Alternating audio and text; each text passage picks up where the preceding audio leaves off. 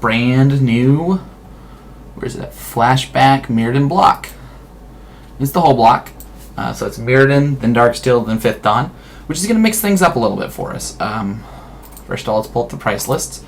Most importantly, it's going to mean that the format is actually going to be weaker. We played some Mirrodin Darksteel, and I feel like that the format is very strong in Mirrodin Darksteel. But here, I'm looking to go longer. Things will be going slower. So, picks that immediately stand out to me is my pick is actually going to be this Luxon Warhammer, but also strong.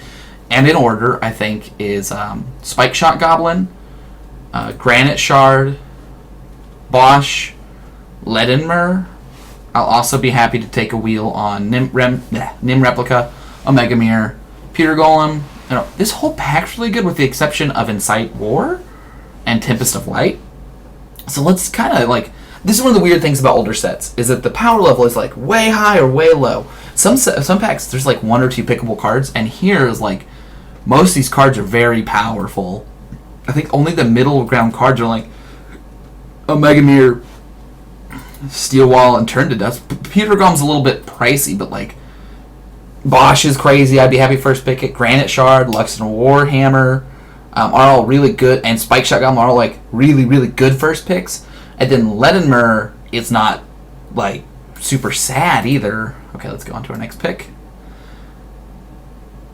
Okay, so we can loot forever with Lumen Grid Augur. We're not going to. We could take Altar's Light, which is going to let us get rid of artifacts or enchantments, which is a powerful effect. We could take Thodian, which I'm leaning towards because it's a powerful card.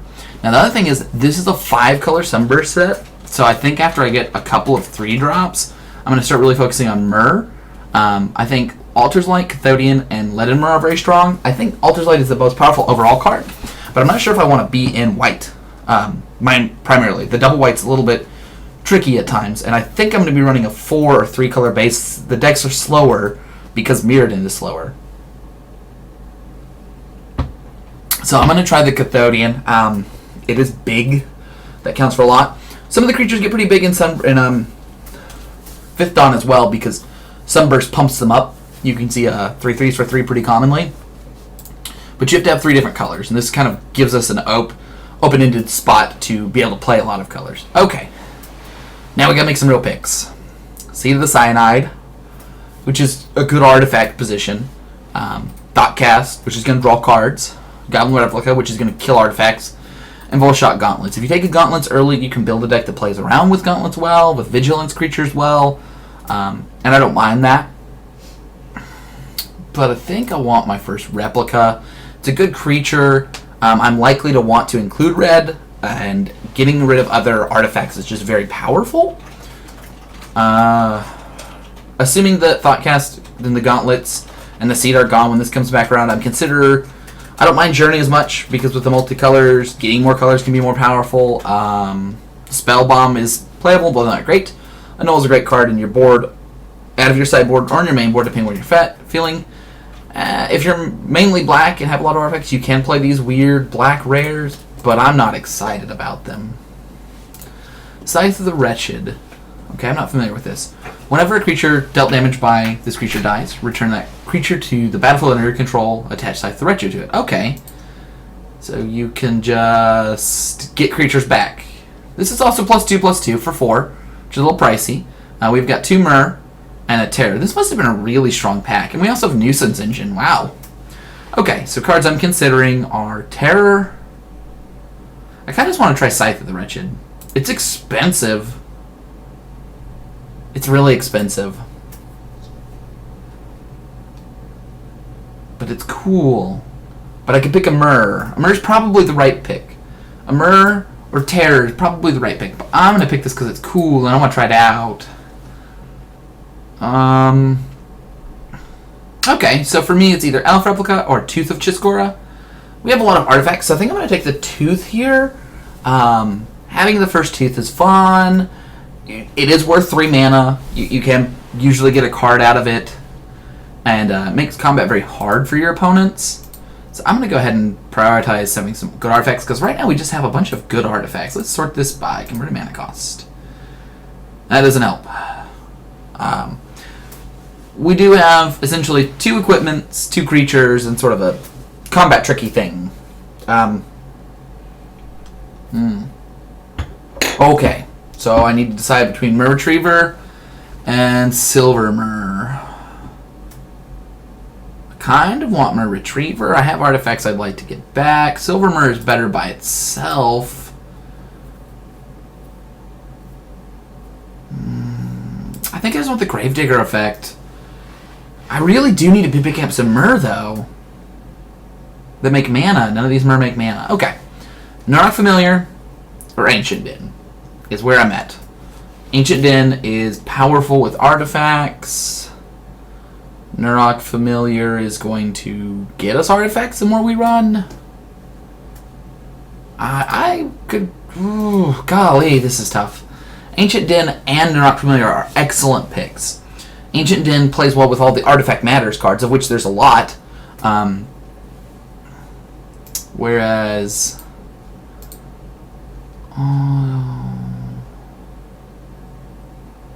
I'm gonna try the bird. Okay. Alright. So I'm a little happy that I picked the bird, because there's a good amount of blue hanging around here. We could take our Golem. Brad Wooding insists we take the Frogmite, even though I don't think that card's great. Kind of like the Golem. I don't like the Strider. I don't want to be double blue if I can help it. So let's try the Golem. Alright, this was the pack that we originally opened. And for me, there is Regress and Omega Mer. I think I'm just going to take the body. I want more 2-drops. Okay, maybe this was our pack and they were just very similar. Let's try the Spell Bomb.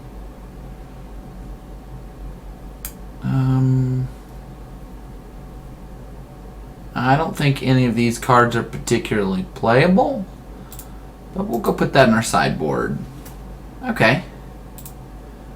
Without person enters the battlefield, they reveal their hand. You choose a non-creature. Whenever they cast spell, it sees your converting mana cost with the exile creature. Deals 2 damage. Okay, that's weird. Let's go ahead and put a Goblin Strike on our sideboard. And Dross Prowler. Okay, so I don't think we're red or white this time around. We do have a couple of good equipment. We don't have any Mana Mer, which I'm not particularly happy about. They're very important. I probably should have prioritized them higher. Our mana's not great. Okay, we could take... Okay, that was a bad misclick. That was not what I wanted to do. There was a Fireball. There was a Heartseeker, which I didn't want as much. I wanted the Fireball, but here we are with Razor Golem because I messed up. It probably won't kill us making one misclick. Alright, so there's a lot of good cards here. Let's go ahead and reserve this so I don't mess up, and I'll just move my hand off the mouse. Petron Ghost is a consideration. Wirefly Hive is fine, but not great. I think, for me, the pick order is Morningstar, Echoing Decay. No. Morningstar, Oxidize, Echoing Decay. And then Petron Ghost, probably. Alright, so let's go ahead and take our Morningstar. We have plenty of equipment now. And, okay, so I can go with Purge or Bola. I'm actually going to take Bola. I know I just said we had plenty of equipment, but now we have plenty of great equipment. So I just need bodies. I need creatures. I need creatures real bad. So let's go ahead and just start picking up creatures. I have Scythe, Volshock Morningstar, Bola, and Warhammer. So we have 4 great pieces of equipment, which I actually don't like having that much this early. See, because there's another Bola. And I want to have another Bola. And I might just take another Bola, but I could also take an Arcbound Hybrid or a Razor Golem, and we could just have 2 Razor Golems and push more towards white. And I like that idea. We're going to do that. White does seem to be pretty open. I could take a Glaive Master because it plays well with some of our other stuff. My other consideration is green looks fairly open. I don't mind Tel'Hajad Wolf. Let's go ahead and try the Glaive Master. I don't think I'm likely Let's see. And another. I'm going to take the third Razor Golem over the Patron Ghost, and I think I might just end up very, very white. Let's try the Arcbound Lancer. We could be white and artifacts. I could just shift our deck to being more of an aggressive deck, and maybe we don't run a second color. Maybe we do. If I could get... We have 3 Razor Golems, so we're really incentivized to play, like, almost mono planes. And I could end up in that spot. Now, the problem with this is that Sunburst is bad when you're monocolored like that.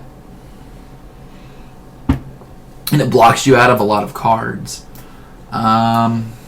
What do we look like if we're just white? We could run those blue cards, by the way, off of a Real Light Splash, but we don't have to. Okay. So I can take Core Tapper because there's more charge stuff matters in the next set. Or I could take Unforge and have a red splash that's real strong. Let's see what happens if we kind of take a high-risk route with the Core Tapper. I do think that Unforge is going to give you more consistent results, so that might have been the correct pick. But we'll see. Let's go ahead and put these cards together over here. I can still see myself playing a Light Splash of blue for a Nurok Familiar and activating something like a Cobalt Golem and something else. We'll kind of have to see what other cards we get while we wait. Let's see what's expensive in 5th Dawn. Auroch Champion, Crucible of Worlds, Engineered Explosives, Shackles, Staff of Domination, Veldic Ori, Silent Arbiter, Serum Visions, Night's Whisper. That's about as far as I go down. Alright. Guess something's lagging for just a second. I'm sure it'll stop in a moment. We're going to make another pick. Alright. So, I don't like Voltaic Construct. Metal Fatigue can tap down your opponent's stuff. Whisper Silk Cloak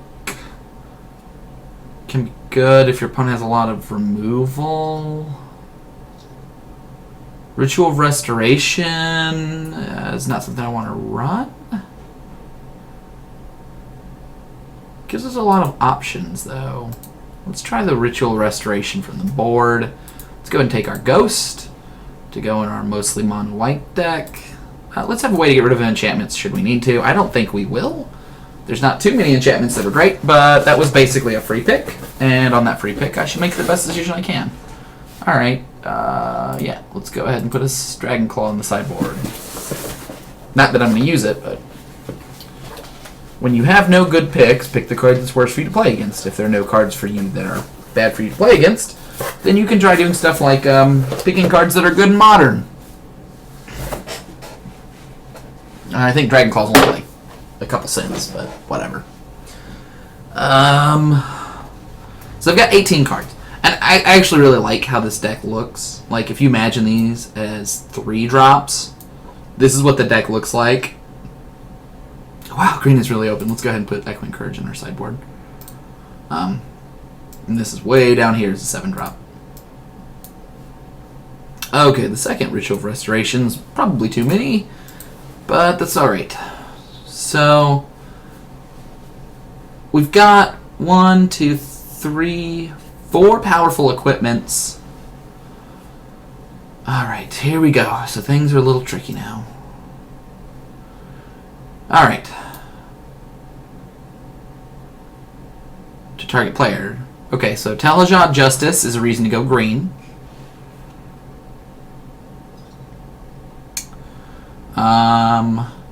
Stasis Cocoon and Trinket Mage are worth playing as well. We have a Bola, so we could take Trinket Mage and have a light blue splash, and would it let us get Bola and our other artifact, and I think that that's pretty good. The other option is Stasis Cocoon, and we try to stay mono white, but so many of these cards don't play well in just one color, so I'm going to take the Trinket Mage because I think it's better, and it gives us a lot more playables. It gives us 3 more playables, but whatever. Okay. Destroy all creatures that dealt damage to you this turn. That seems pretty good. The Stalwart seems pretty good. The Squire's okay, but not great. If I had remembered about the Squire, I would have picked up more of the baubles. I forget that the Squire plays well with the baubles. I think Serum Visions is high enough that I want to pick it, and it is also playable. If I wasn't picking the Visions, I would probably either be taking Retaliate or Leonine Squire. I'm hoping the Stalwart wheels. I forgot that there's good equipment in this set too, so I didn't have to prioritize equipment quite as high. But now we have 22 playables that are fine-ish. Not really sure where I want to cut from, so we should probably look at that before we start making any more picks. Okay. We can go with Blasting Station, but we don't have any cool combos with it.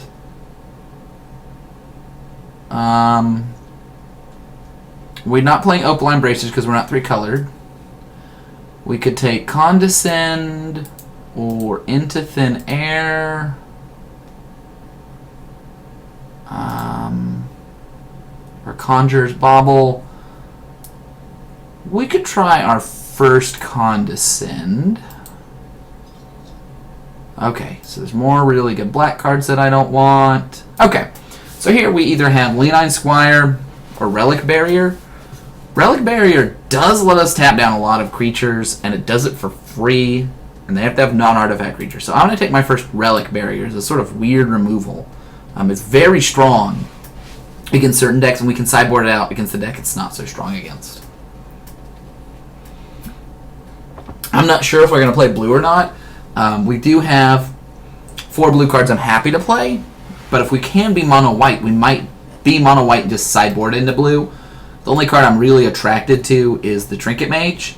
The Nurarch Familiar will hit a little less than half the time when we get around, probably, because our deck's probably not going to be mostly artifacts. Alright, so there's nothing for us to play. I don't want the Stealth Suit.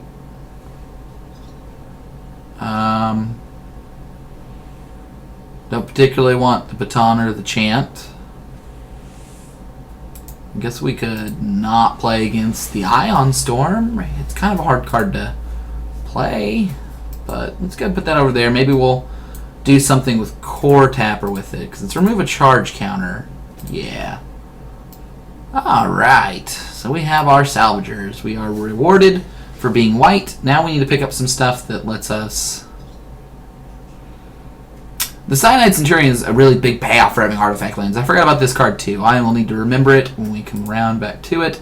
And I wouldn't mind a Quadrupod if we get one. I'm not sure we're going to play the Salvagers, but if we get enough one-costed artifacts, then I will. And I think that's one of the reasons that the Clockwork Beetle becomes better and stuff. I would run a lot of one-costed artifacts if I knew I was going to get an Auroch Salvagers. Now, they're uncommon, so you might not even see one, so it's hard to make that bet. Arm response is so bad. Alright, let's go ahead and take our Flying Vigilance guy. I like that. Flying Vigilance wears a lot of equipment well. I think we can just move blue over here and be mono-white, which is attractive. And then we can pull white in. Let's set the Salvagers aside for now. Okay, so what if we're mono-white? What if? What if none of these cards are good? Well, let's take the card that does something to the sideboard. Alright, so we need one more solid playable to be mono-white. Razorgrass Screen is not great. Stand Firm also isn't. I think I'd rather have a 1-mana artifact than a combat trick I don't want to play.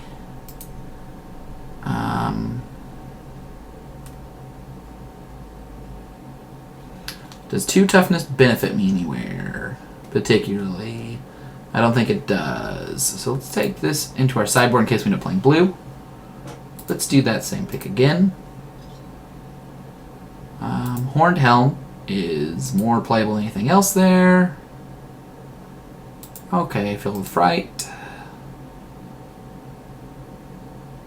Tap 2 artifacts you control to untap target artifact. Is it an artifact I care about? No, but it auto-picked for me, didn't it? Okay. So we can either run blue and have a power boost and a little bit weaker of a deck, or not run blue and have a fairly strong deck. We're going to have to throw it up and look at both versions.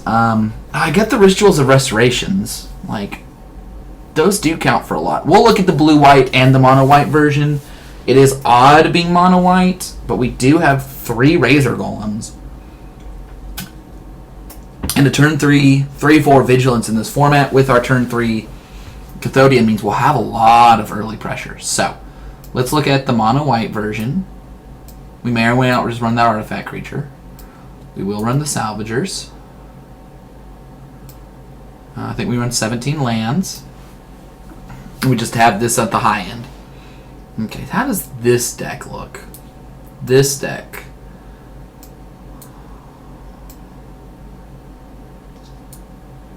I don't think the Salvagers... We might cut the Salvagers after I look at this a little more.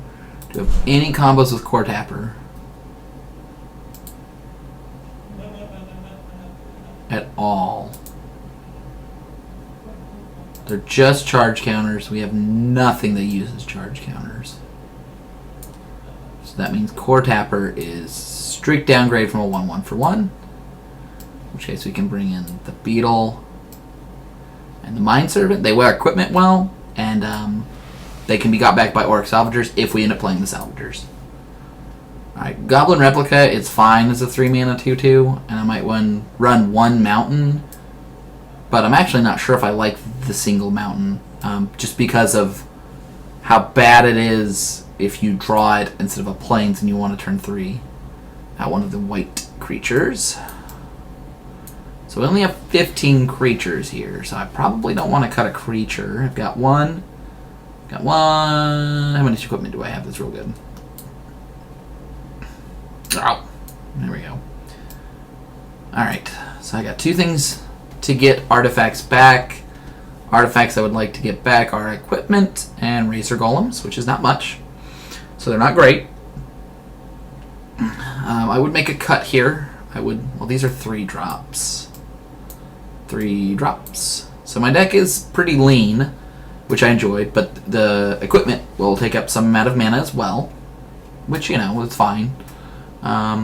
We have 1, 2, 3, 4 targets to get back. 1 target which is usable, right? You can spend essentially 4 mana to draw and cycle, which is powerful because you can do that as many times as you want.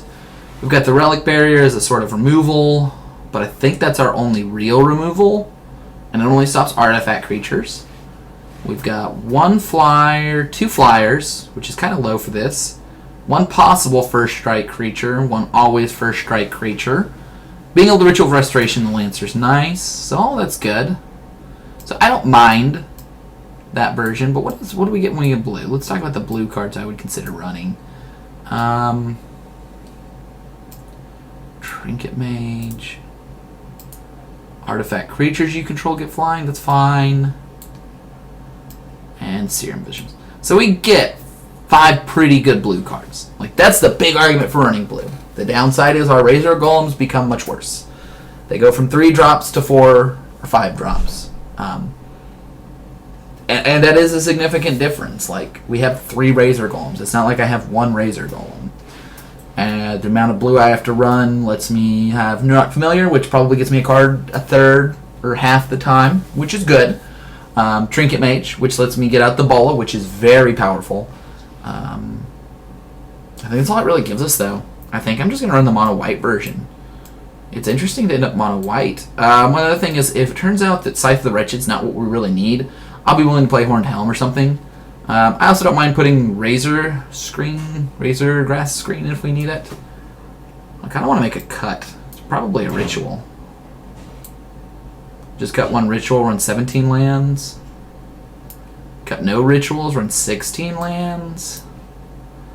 I really want to hit my land drops, and with all these equipment, my deck's going to be pretty mana hungry. Let's go ahead and run 17 lands. Weird being mono white. Weird being a monocolored deck. You guys give me 1 second. I'm going to go wave down Brad and have him join us.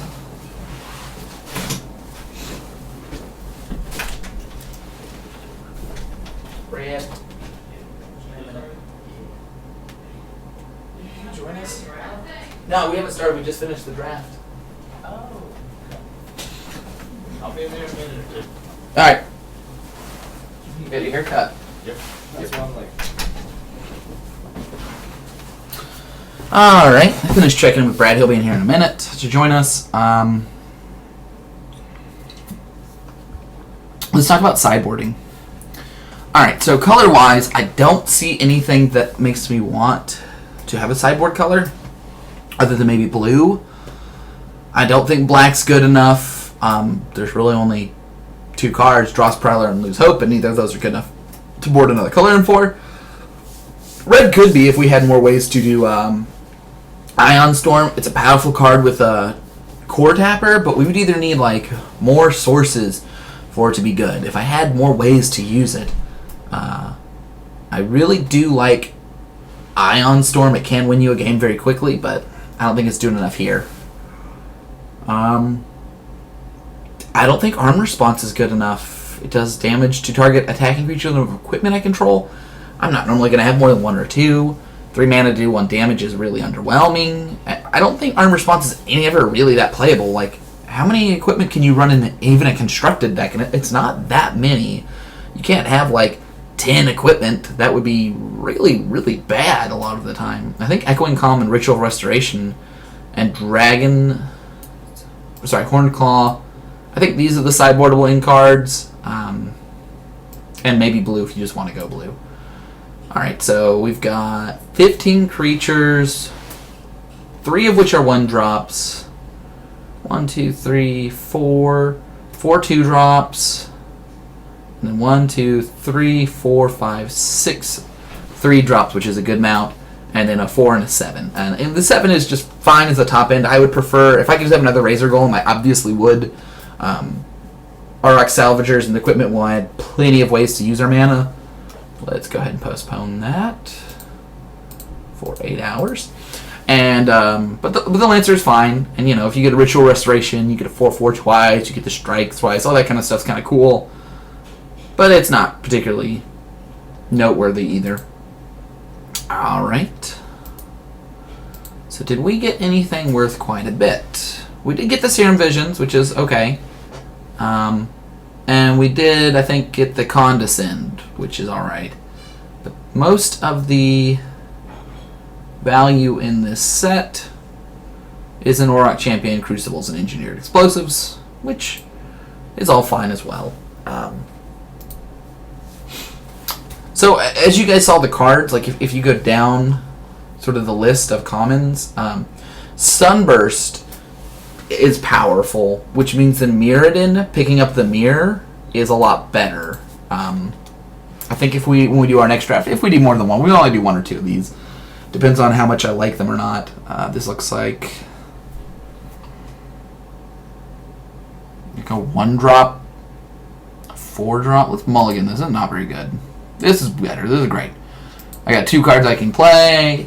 One's a 3/4 on turn 3. That's the thing about monocolored decks is they mulligan better. But like what I was saying, the Mirror really lets you play the Sunburst decks without as much cost, because you can make a mana base to support your main 1 or 2 colors, or possibly 3, and have a lot of Mirror to kind of back that up. That makes our Mega Mirror quite better. Alright, if our opponent plays an artifact land, I will play Relic Barrier. And if they do not, then I will play Omega Mirror into Razor Golem into Equip. Well, that's terrifying.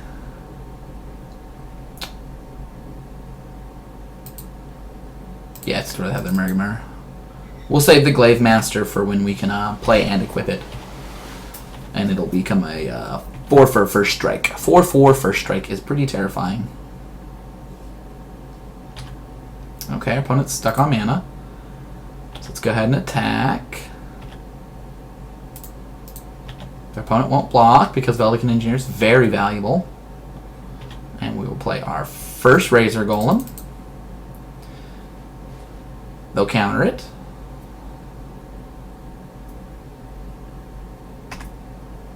Nope. Which is a little rough.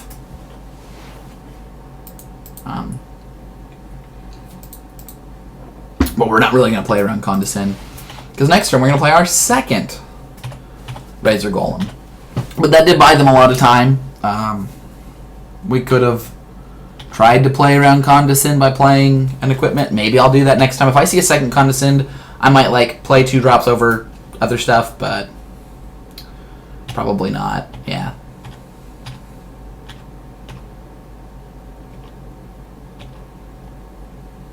They don't know that blocking, so it's a free attack. Alright, let's go to combat. Let's attack with our 1-2. They won't block.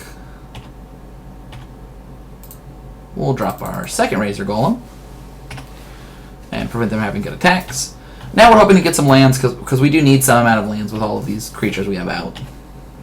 Okay. It's not like they have a great beatdown plan.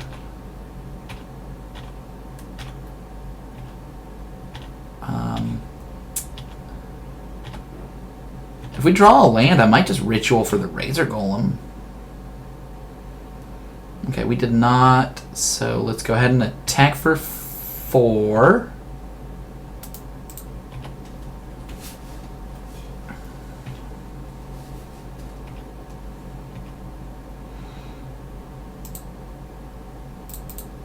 And play a Morning Star. And yeah, let's Ritual of Restoration for our Golems. We've just got this really nice beatdown deck. Having multiple Razor Golems is going to put a lot of opponents in a very tough position. It's going to make sure that their deck can really handle good aggro. Like, even hitting for 6 a turn won't be enough. They can't just do that. Okay. Nah, I don't know if that's going to save them either. They're going to try to race, though.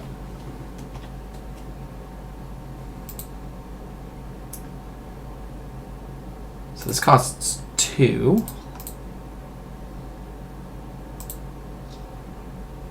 We can go ahead and equip the Omega Mirror, because now they all kill Wireflies. And attack for 6. And we actually might Sunbeam Spellbomb for life, which is different. Oh, they have a second color. Well, it could be a problem for us. If they have some sort of removal or something, they could easily get ahead with like a Shatter.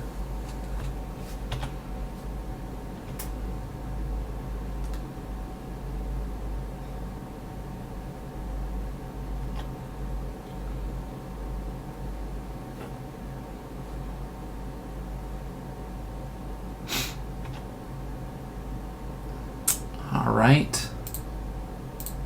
Let's go ahead and if we gain 5 life, we'll be at 10. Should give us another turn. And then let's go ahead and attack with both of our creatures. Our opponent is welcome to trade his Stoker for one of our 3/4s.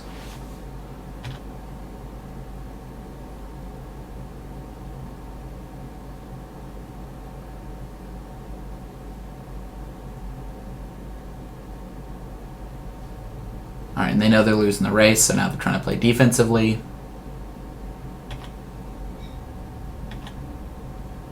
I'm going to drop 2 creatures.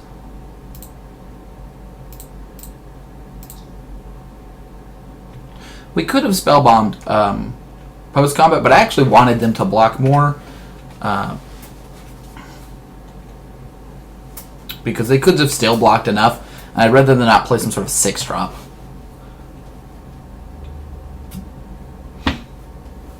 There's still a lot of cards we could be in a rough spot too. They could swing for 4. I do think that they should. They do need to make a Wirefly, which can give another blocker, which lets them swing for 4 and block 2 of our creatures, and they only really take 2 damage. What they don't know is, I mean, that is a 50-50 chance as well. I would make the Wirefly before I went to attack, just to know if you should attack or not. Honestly, it's very risky doing it the other way. They could also attack for 4 and then use the discard an artifact, return it to its hand, and play it again.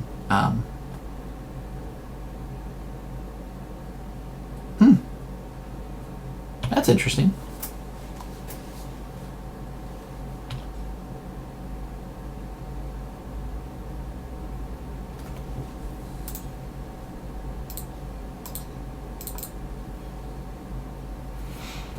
Alright, now we have 2 mostly lethal creatures.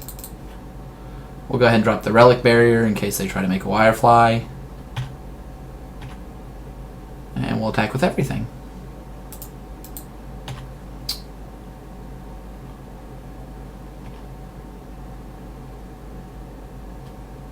Okay. Alright, that's that. So our opponent's very aggressive. Are there any cards we want against a very aggressive deck? And I don't think so.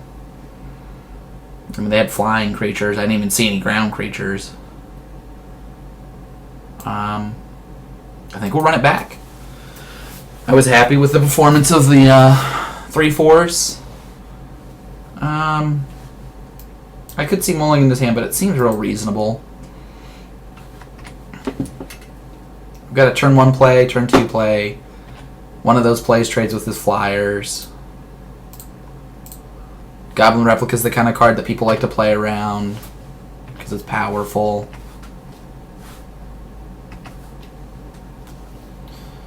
If they don't play anything this turn, I'll probably play Omega Mirror to play around the Condescend.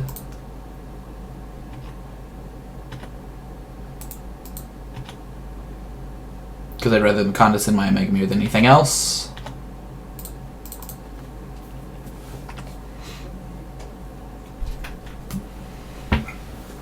And Brad's joining us here. Woo! We've got Brad's favorite kind of deck. Somehow, Brad, in this new block, we ended up with The same thing we've been playing? No. It's full block.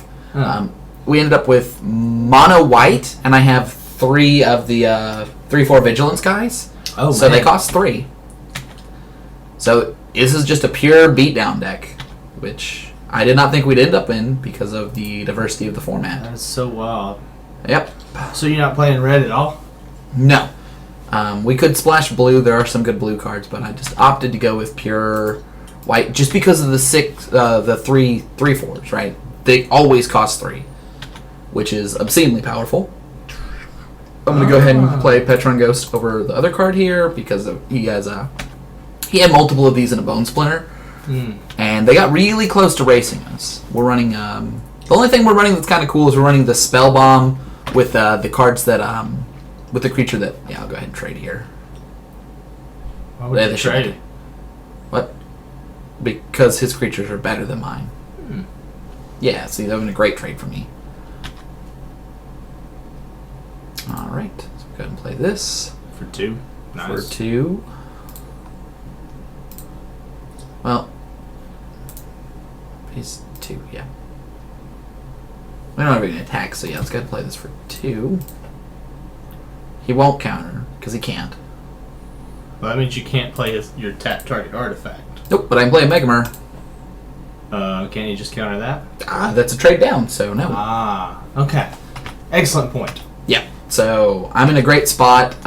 He doesn't have any good attacks. I can white it on my board slowly, and next turn I'll play the Relic Barrier and basically just force him to block. So how many good equipment did you get? We have 4 good equipment, and I passed one. Excellent. I passed a second Bola. One of them I'm not sure on. We have Seth of the Wretched, which is 2 to play for +2/+2. Oh, that'll help them out a lot. They should put on the prot. So they want to get... Well, see?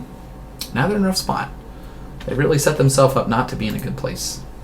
Well, they didn't know you had tap target artifact. No, but they tapped out. Oh, so now you can cast everything. If I had a 4-mana spell, I couldn't have cast it. But now, I can go ahead and attack with everything. Whoa. So, you don't think it's worth playing a little bit of red mana just to get the Goblin Replica? No, I actually was... Blue is great, but it's not, because always having a 3/4 for 3 every time you have any lands is just too good. We have 3 of them. If we had 1 or 2, I probably would, but at 3, Makes sense to me. there's just no way. I mean, one of our games, I played a 1-drop, 2-drop Razor Golem, and he countered it, and then I played a Razor Golem the next turn, and it just couldn't come back. Nice. And being mono white means that later in the game, these are free, almost always, or costing 2 is really relevant. The cost reduction we have 1/7 drop, the 4/4 modular guy, but that's fine. And a big part of that being fine is we have a lot of ways to use mana on equipment. Like I'd really like to draw 1 of our 4 equipment this turn. So is he low enough life you can just attack through everything? If I attack with everything, he'll probably actually block here. If he doesn't, blocks the next biggest creature. He takes 4, 5, 6, 7. Yeah. So we go ahead and attack with everything.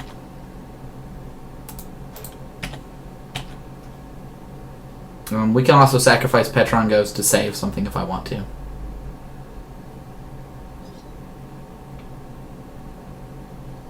That's not worth saving. Well, so is it worth sacking to prevent any possibility of anything else? No. Probably not. I don't think it's damage through.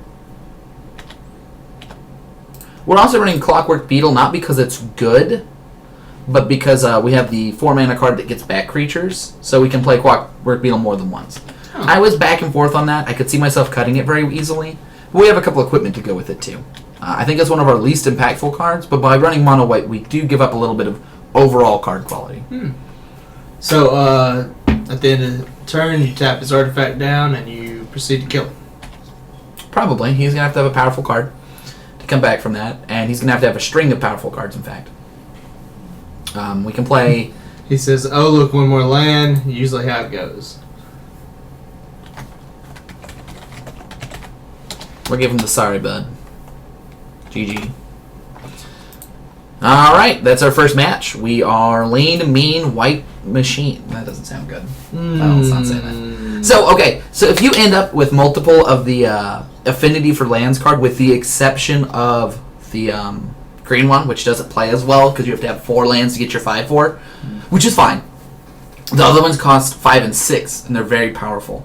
The 3/2 Fear is alright. I think the ones that are best of at multiples are the 2/4 Flying in blue, because they block and attack pretty well, and the 3/4 Flying the 3/4 Vigilance. If I could have multiples of any, it would be the Vigilance one. Yeah, the Fear one is pretty scary, but they have so many artifacts it doesn't usually have Fear, or Fear doesn't matter. And the fact that they just need 2 power creatures. Like, a 3/4 Vigilance is really hard to fight in this style of deck. Like, our opponent had a Bone Splinter, and that helped him in the first game. Brad wasn't here for that.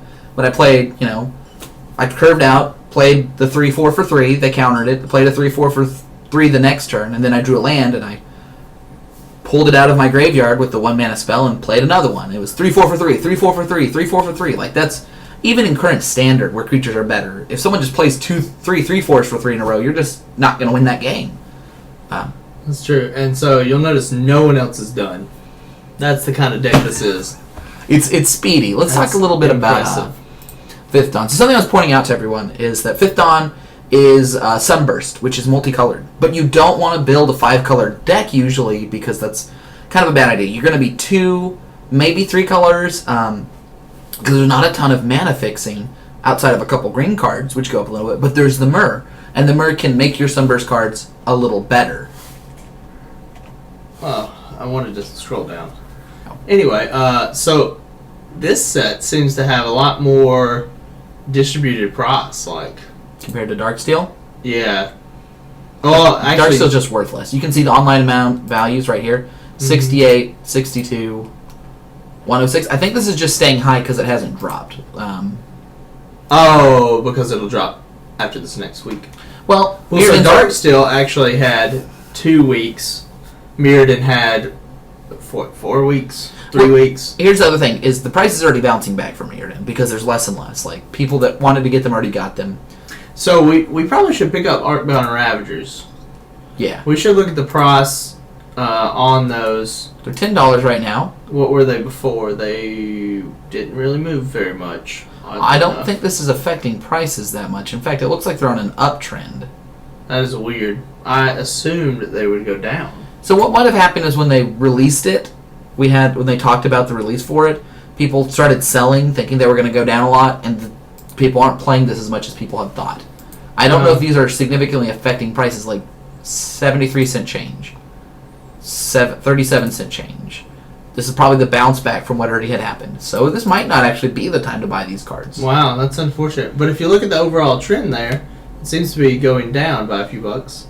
Right, but people are buying back up on Ravagers, and it's just the niche cards that are down. Huh. Well, that's unfortunate. I was hoping that these flashback drafts would actually allow us to get the deck for cheaper. Yeah. And we see, Arc Champion probably will go down $1, maybe $2.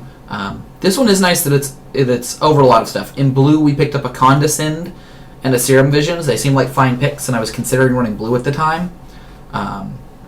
Because I wasn't sure I was going to get enough playables in white, and they're strong playables, and they have a little bit of value on them. We didn't end up there, which is fine. But there's 3 cards that are worth quite a bit here. Mm-hmm. Darksteel doesn't have any. No, I mean $10 paid for your draft, and then there's the one Oblivion Stone and the Glitter So I think Void. Fifth Dawn has the most amount of value. I will say Fifth Dawn is... I didn't pick up any cards that I was really wowed by. There's some cool combo decks that uncommon, some build around uncommon cards, but it is. So the next set coming out, let's look at the next one.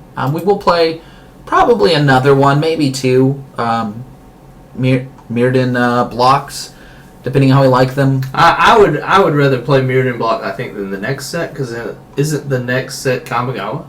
The next set is 9th, I think. I'm pretty sure Kamigawa comes before 9th. Almost positive, actually.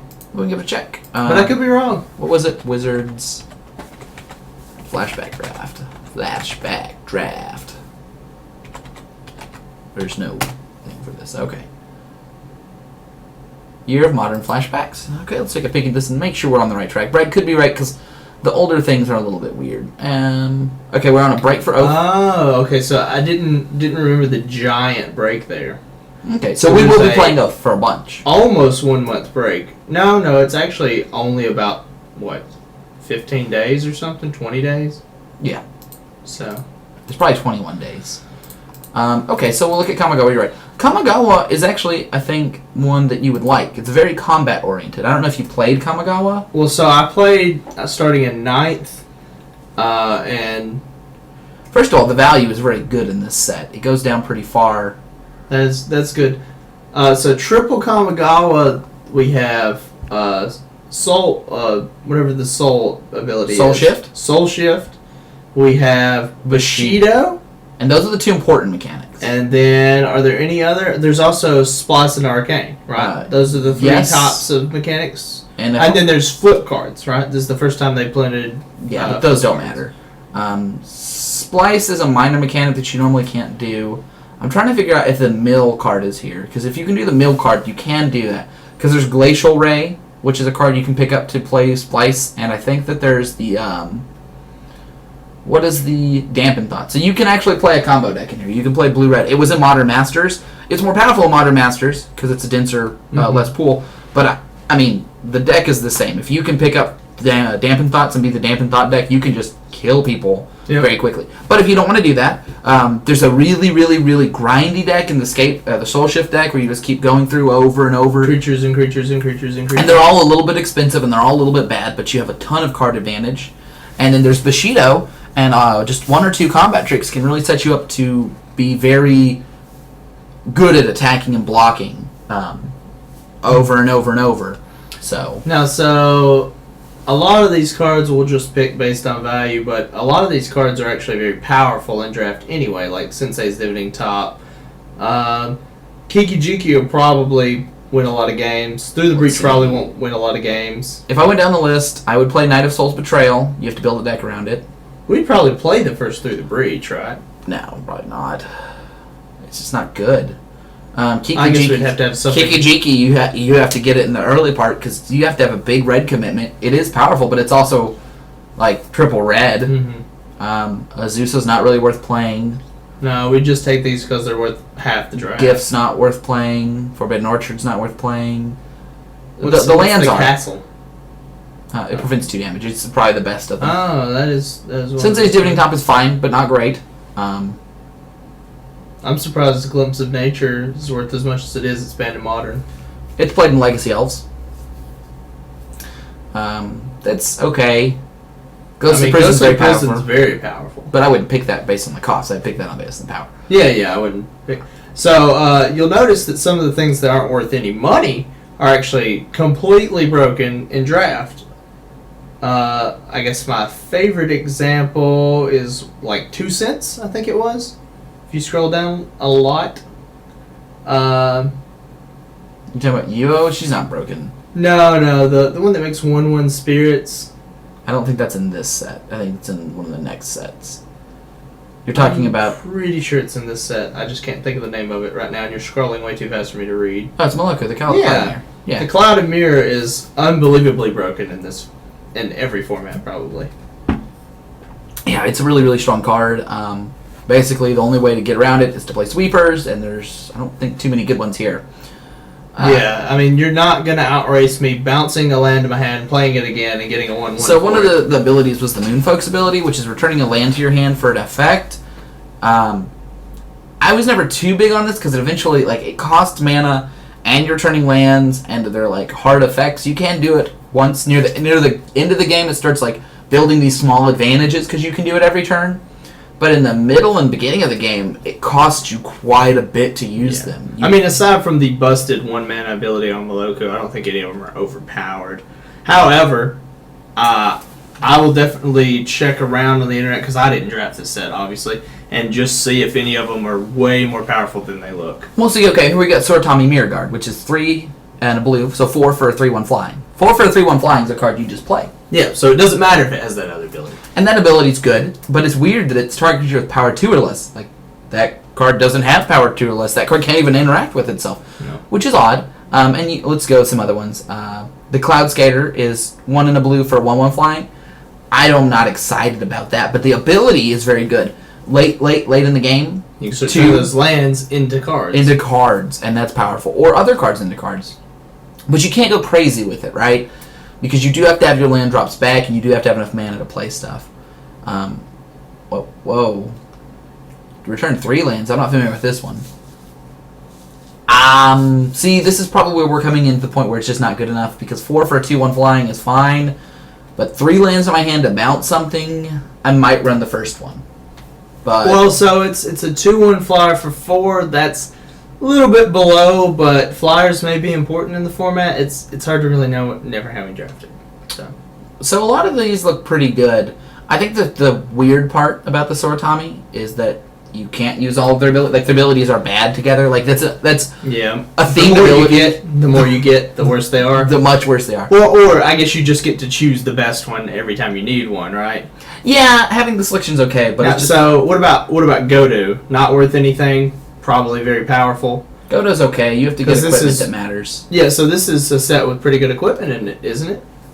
I don't know how much equipment's in this set. There's not too awful many, but I remember them being powerful, like Menriki Garsari, that It's a destroys rare, equipment. though. Let's see. No, that's an uncommon. It's an uncommon? Yeah, we can Menriki look at it. Garsari is an uncommon. Or you can just sort by type, can't you? No, I don't think you can here. Oh, well, you'll have to go to the other tab then. Let's pull up Gatherer. Gatherer will help us. Gatherer. While we wait for a match, and we can take a peek at what equipment. Yeah, so you want type. Yeah, you want some Equiler. type equipment, and you want. Let's just do the block, and we can look over the block altogether. Okay.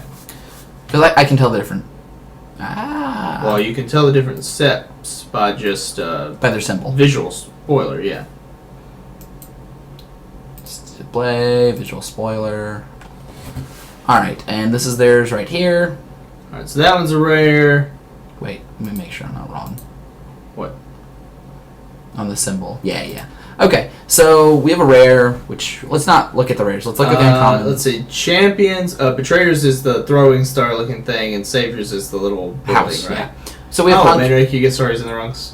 we have Hankyu, which lets you tap to put a counter on it, and then you can tap to remove all of the counters to deal damage to target creature and counters, which is actually fine. The problem is it costs 4, and each turn you build up until you can kill something. So I wouldn't mind playing the first one of these.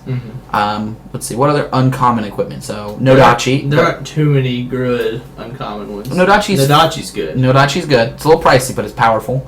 Shuko is probably not good enough. Tenza is probably go to small. Probably the best one, right? Because there's so many legendary creatures in the set, and it's an uncommon.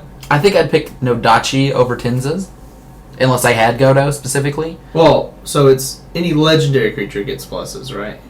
Any legendary creature gets +3/+3, but you won't have primarily legendary creatures. There's some legends that are uncommon, but most of them are rare. Oh, okay. And then I think the dragon thing is worth running. Yeah, I think most of them are, but I think the problem is there's no common equipment. So there's a chance you don't get any equipment. If you first pick Godo, you may get no equipment. I think the only equipment not worth running, I would not run. I don't know if I would. I wouldn't necessarily run Kodo's Banner, and I don't know if I'd run. I don't know if I'd run Blinding Powder, actually. Well, Kabuto. I guess there's a certain deck for Blinding Powder. It's fine. It just prevents your opponent from attacking with their best creature every turn. Well, it prevents it from doing damage. They still have to attack if they're going to ever win, right? I mean, I can attack my cards into your cards, and if you only have one good blocker, or you do a good block, I just don't attach it. Well, so it prevents all combat damage that would be dealt to your creature, Right. but not to theirs. So Right, so defensively, they attack, you have it equal to your creature to remove it. Offensively, your best creature can't die. No, So offensively, you can pay 2 per creature to give them that ability. Oh, wow. Yeah. You're correct. It's better on offense than defense in that way, but it's also quite strong on defense because you only have to have one of them. So that is worth taking, then. Yeah. General's Kabuto is probably not worth playing because I do not want to give my creature Shroud and prevent all combat. Like, it's very defensive. If you can't get through their creature because their creatures are too big, it doesn't do anything. You just have a creature that lives and blocks well, which is actually not a great ability. Oganada can be powerful, but you have to find the right deck for it. Creature with power 3 or more is already quite big. I think that's about it. I think I run the rest, but... Yeah, and I mean, we'll always take the Fauna equipment down there. Yeah, so let's look at some of the creatures in the next block coming out. Actually, I want to look at more cards that are in this block. Let's compare that to the equipment block right before that. Right, so equipment was first introduced here, and they were like, wow, we've kind of overdid it on the strength of equipment, especially at common. All of the equipment on common there are very powerful, and it's very easy to... We'll just look at all the equipment ever. Don't do that. Go back. Well, we can do it by rarity. And you know what? Let's do it by We set. should probably do it by the set we're drafting currently. We can get a pretty good history of... Okay, yeah. Visual Sport. We can get a good history of how much worse equipment has become at uncommon and rare. Well, actually, equipment's just gotten worse since Right. the original set. It has. At rare, there's still fine equipment. But Hit refresh on the window over there so we get the chat window. oh, people want to talk to us now, huh? I see how it is. We don't know if they want to talk to us because we don't have a chat window. There we go. Alright, we're about to start on here. Collector's number wanted by rarity. Down. Oh, good spot. So, one of the things is, when we went back to Mirrodin, they tried to make powerful equipment, but they just didn't get there. Adventuring Gear is one of the better equipments, even though it only conditionally gives you +2/+2. But, like, I don't remember playing Bladed Bracers, really. Do you? No. Mm-mm. Not Well, Bladed that was Pinions. a weird set, too, to draft. Well, let's keep going. I didn't play Bladed Pinions much. It was only okay when you had infect creatures. Blazing Torch was very good because it could just kill things. Blazing Torch, yeah. Because it could kill things. That was its ability. But you didn't play Blightsickle. We're not going to play Bone Splaw. Look, it's Bone Splinter. The best equipment maybe ever made at Common. I'd agree with that, yeah. It's either Bone Splinter or Volshock Morningstar. And I would take the first Bone Splinter over the first Morningstar. We never played Cobbled Wings. We did play Copper Carapace, but not much because the can't block was a big cost and the equip cost was expensive. But some very aggressive decks played it. Never played Echo Circlet. Never played Executioner's Hood. Explorer Scope saw a little bit, but I didn't think it was great. The Husk did, but that's because it was a creature. Yep. No one played the sandals. You don't play the headdress. No one played the heavy Maddock much, even when you had the humans. A little bit. No one plays Hedron Blade. Horntail, but that's in this original set where it's powerful. Kite Cell saw some amount of play just because flying was good, but you would never run the second.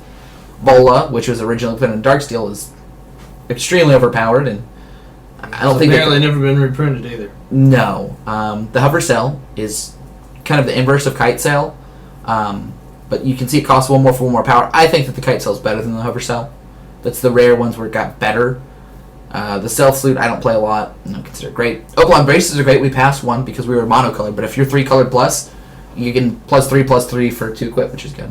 Riot Gear, which is basically a Morning Star with -1 power, and is still considered too good. Oh, here we go. I would like to play first.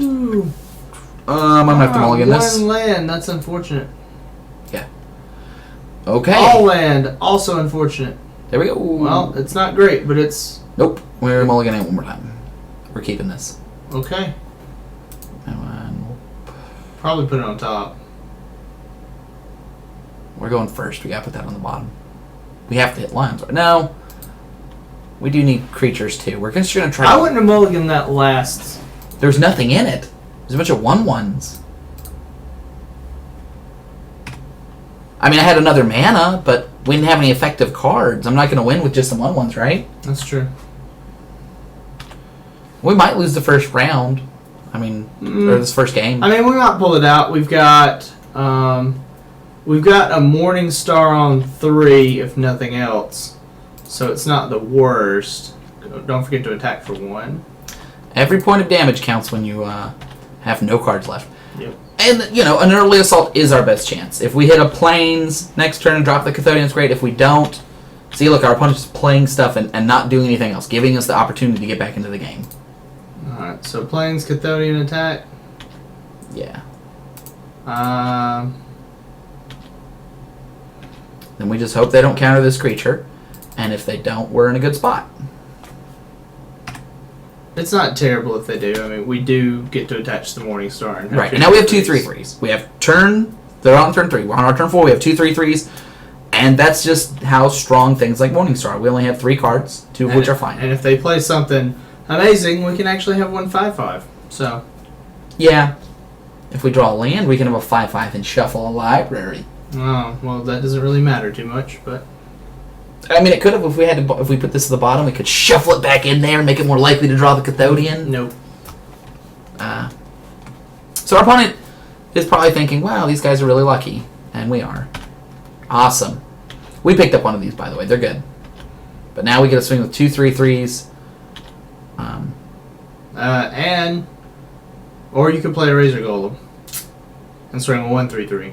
Yeah, let's just swing with 1 3/3. They're like, why do these people even have a Morning Star? They're not ever using it. If we had other things to play, we would have. But see, anytime we have to draw something we can't play, we can just make another 3/3. Like, we are in a great spot. And I mean, that is the correct move because that is the most damage. Playing another creature. So, turns out, having a really consistent deck means that we get to do really good stuff. And they have something awesome to play because they didn't equip. That's okay. It's first strike, but that doesn't matter, so... It'll matter next turn. Why will it matter next turn? Because this will be a 3/4. Ah. So we'll have to move the Morning Star? No, we're just going to let them kill one of our creatures and they have to block and they'll lose a creature. Well, they're at 6, too, so... Okay, now things are tricky. Well, they're at 6. They have 3 creatures and they can activate this. They can kill 2 of our creatures. Sacrifice this guy, regenerate an artifact. Okay. So we attack with 3. He blocks somewhere, uses the ability. He blocks somewhere, he uses the ability to kill that one. We regenerate that one, and the other 2 get through. So let's do that. Yep, that seems like the best play. It's a really good draw for us, actually. Alright. So we got really lucky. Like, our draw wasn't amazing, but it was above average. But it turns out, when you play a bunch of good cards, sometimes that happens. Yep. Mulligan, I think this is what we mulligan to 4. This Yeah. is the first mulligan to 4 I've played in Limited where I just won and it wasn't close. Like, it's not even. We may not win, but we're probably winning. Yeah, there's still a chance for them to do something if they have another non. But if that's their onboard trick, that's not going to be good enough. They're trying to figure out how they don't die this turn, and they won't die this turn. They'll die next turn, unless they have something awesome.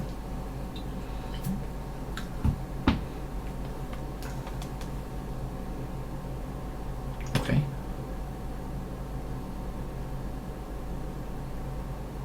Okay.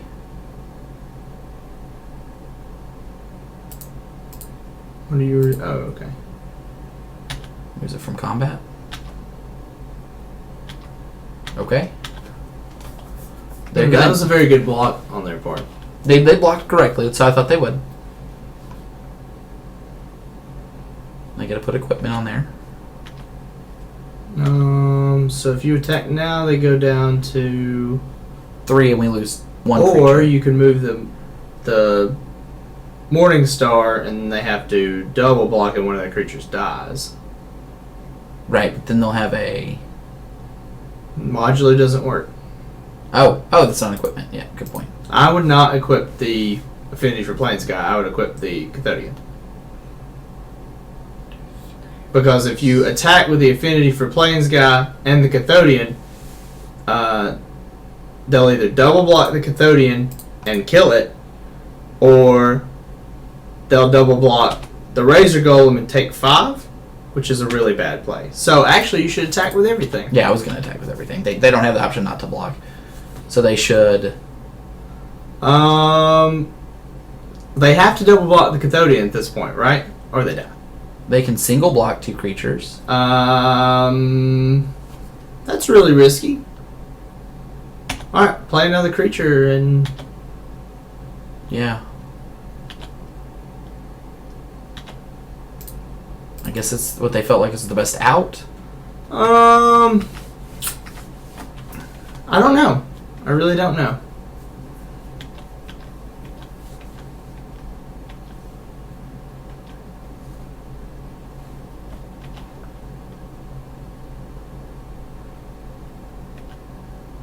We had a Trinket Mage. I took it pretty early to go with our baubles, but we didn't end up in the position for it. Would they Assuming reveal- they don't play another creature, they didn't reveal anything. They revealed and played the bauble. Oh. Alright, so we attack with everything, which forces the Trinket Mage to either chump block or block the Omega Mirror. I think we just attack with the 2 big things, right? No, Omega Mirror's lethal. Okay, but they have 3 blockers, and So the this is- Omega Mirror just dies. This is what happens if they don't block that way. They double block our 5/5, chump block our 3/4. This way they have to do 3 single blocks. We get 1 free kill. They don't get a kill either of our big creatures, and our Omega Mirror dies. Okay. Unless they have some sort of combat trick. And they may. They may, in which case I'll play another creature and...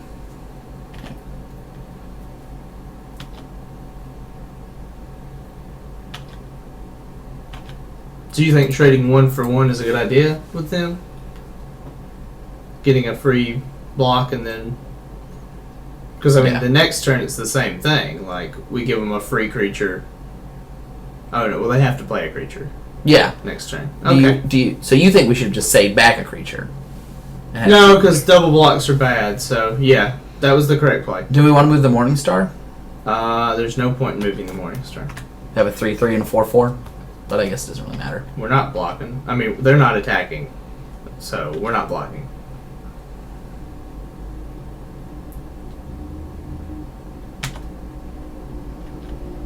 They took the Morning Star? Yeah, that's what that is. Oh. That doesn't save them, though. Not unless they play a creature. Oh. Well, Let's be sure.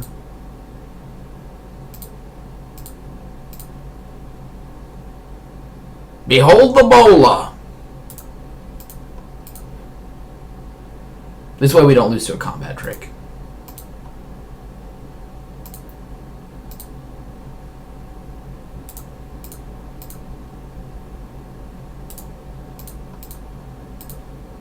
And now we can attack, and if they play flash in a creature, I can do it again. You can still block, or you can still. They can flash in the creature. You can drop the equipment and tap that creature. Well, Okay. I mean, we got super lucky then. I don't know if you have anything. Well, I mean, What's Echoing Calm do? Destroying an Enchantments, enchantment? a bunch of Not things. sure that's worth it, even though we know they have a really good enchantment. It's we- weird that they mainboard that, though. everyone has enough equipment. Wow, I didn't realize you had a Luxile Warhammer and a Tooth. That's very respectable. We have. Let's talk about our non-creature spells real quick, just to show off to Brad. These are our 3-drop creatures, by the way. This is our high end. These are our non-creature cards. 3 really good equipment. No, sorry, What's 2. Scythe do? Scythe is +2/+2. It equals for 4. And whenever you kill a creature with it, that creature goes from the graveyard, either player's graveyard, back to play under your control with the Scythe. Oh, okay. Alright, and then we have Tooth and the Spell Bomb. The Spell Bomb just cycles 2 cards and is also playable with the Salvagers. So it's What's Ritual of Restoration do? I don't just know. get an artifact back from your graveyard. Oh, okay. We've got a piece of pseudo removal, which is our only piece of real removal. But we have 2 great equipment and 1 equipment that I'm not sure about, but makes things tough. So I'm okay with. I like the tap target artifact on a card. That's an excellent addition from 5th Dawn. It is powerful and lets us get around a lot of the strong creatures. This is fine. Yep. It's not as good as it could be. So I usually push 5 land hands. Do you want to push this one? I kind of do, but the Razor Golem makes me think that it might be okay.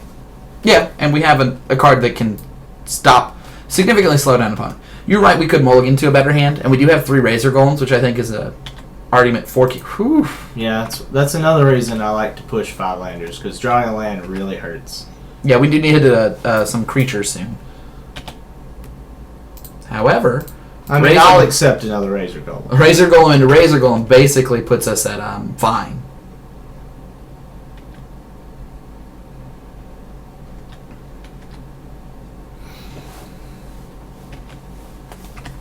Because they think they're pretty safe behind a 1/3, and that's a fair assessment. I mean, who wouldn't be safe behind a 1/3? And next turn we get to go Razor Golem Omega Mirror. Mm-hmm. And any creature they play that happens to be an artifact. We almost took a Stasis Cocoon earlier. Basically, it's just we can't do anything with the Razor Golem. And with this, that means our next game, if we lose... So it can't attack? If we lose this game, we'll bring in the Echoing Courage. Just because of them having more than 1 enchantment I want to destroy. And they're both strong enchantments.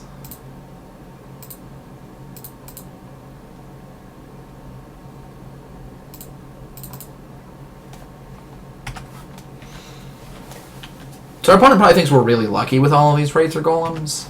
I feel lucky with all these Razor Golems. I mean, maybe. You're just tapping it to be tapping it? Yeah. Excellent. I'm not sure if you can equip cards that are tapped. I think you can. You might not have been able to at some point. Alright. So, don't bother attacking with the Omega Mirror, right? I'll attack with everything. Wow. Because I know it's not going to get hurt. He doesn't know what combat tricks I have. That's a good point. It looks like a free block, but there are combat tricks in the set.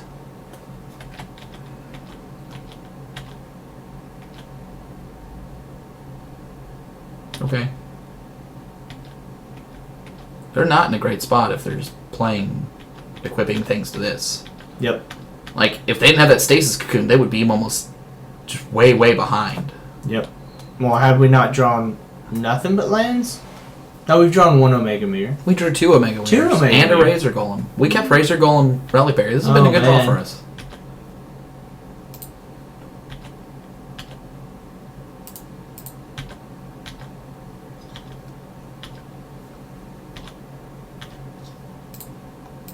Now this little guy is not going to be attacking. It's a good plan. It's a good plan. He wears equipment well, and that matters a lot. Our opponent needs to play something, and they need to play something quick. Okay, so blue card is what they had.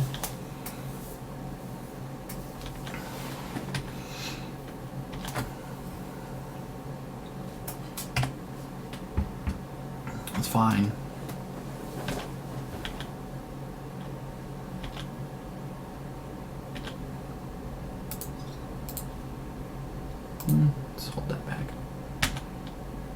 They're welcome to trade one of their cards for one of our cards. Yeah, you might want to play the Mirror Retriever because even getting the Omega Mirror is worth Fine. it. Yeah, we've got it on such a clock that it's fine. Well, I mean, if everything goes like this, why would you bother shuffling your... I'll shuffle libraries when I want to, Brad. Don't tell me when to shuffle libraries. But why does it matter? What does it not matter? Oh, they gave up before I could shuffle their library! I missed out. Wow. So That is an impressive win. when you play 3 Razor Golems, I mean, imagine you're playing a game. So the other deck we're about to play against, right, is pretty quick too. That match didn't last that long. Oh, we're about to throw down. They better be ready to rumble with these 3/4s. They were faster than us. So They're true speed demons. They're probably running. I didn't see any of the white creatures come around, so they might be running the other half of the white equipment deck. the people we're about to play. Probably. Possibly. We also didn't see any green or red players. We saw a blue-red deck and a white-blue deck. But they better have something pretty good, because turn 3/4 is just mean. And one of the things I like most about aggressive monocolor decks, which are almost impossible to play in Limited, but here you can, is that they get away with some really bad mulligans. That's true. I mean, we did mull to 4 and win. We won them all. We actually haven't lost a match yet. No, and it wasn't close. It wasn't like a We mull to haven't lost 4. a game yet. I mean, we No. obviously haven't lost a match. So, I mean... Well, I'm glad I was here to reap in this victory after not having it drafted. To witness true The destruction. true power of Mono White. this fully operational battle station. I don't think most of our drafts are going to be monocolored super aggro decks. I mean, think, unless it's always open. yeah. We could have seen more of this during triple or Mirrodin Darksteel, because like the 2/1 flyer and equipments, there's more bone splinters. You have to really watch out for those decks. But I really haven't seen a lot of Darksteel cards that really shine. That's the other thing about So the Fifth Dawn. Fifth Dawn. I mean Fifth Dawn. It's just Fifth Dawn's not spectacular. Let's go back to how we had right here. I mean, you have a couple of Fifth Dawn cards in there that are okay, but yeah. Rune Select type was playable, but only because the creature type thing was mattered. Living weapon cards were playable. That wasn't playable. That was okay. That was okay. your match has Spider started. Milk. Nope. We lost the die roll. We lose the game. Possibly. Yeah. Seems alright. 1 drop, 2 drop, 3 drop. Yeah, I think I can play that. 1 drop, 2 drop, 3 drop that actually costs 6. Pretty potent. So usually I'm happy when my opponent plays a turn 1 Clockwork Beetle. Like, it's just not super strong. Oh, we're both fast. Let's get in there for R2.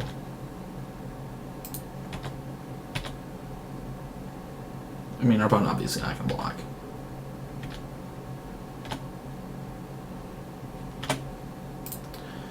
And we'll drop our next beater. One of the things I like about this deck is it's not particularly weak to terror, but it is particularly weak to red removal.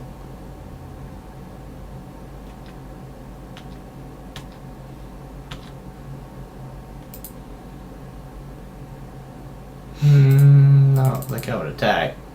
No, we don't have a good attack. Alright, so now we are in a bit of a rough spot because Fleshcrafter does let them trade a card from hand from a card on board.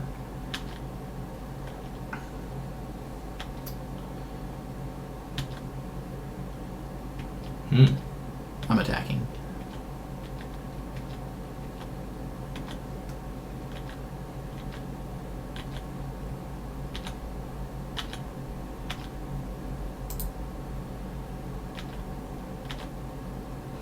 So just the Vigilance now? Yep, if they double block, we'll kill the Fleshcrafter. Or maybe the Cackling Imp. Not sure. Our opponent has to be very careful because if they use the Fleshcrafter and discard when we use a spell, then they can be out 2 cards for our 1. And so it's a risky proposition.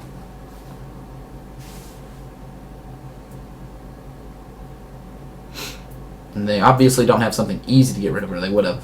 And our next play is actually going to be Mirror Retriever Omega Mirror. I think they're probably gonna... Oh, wow. Okay, let's go ahead and kill that.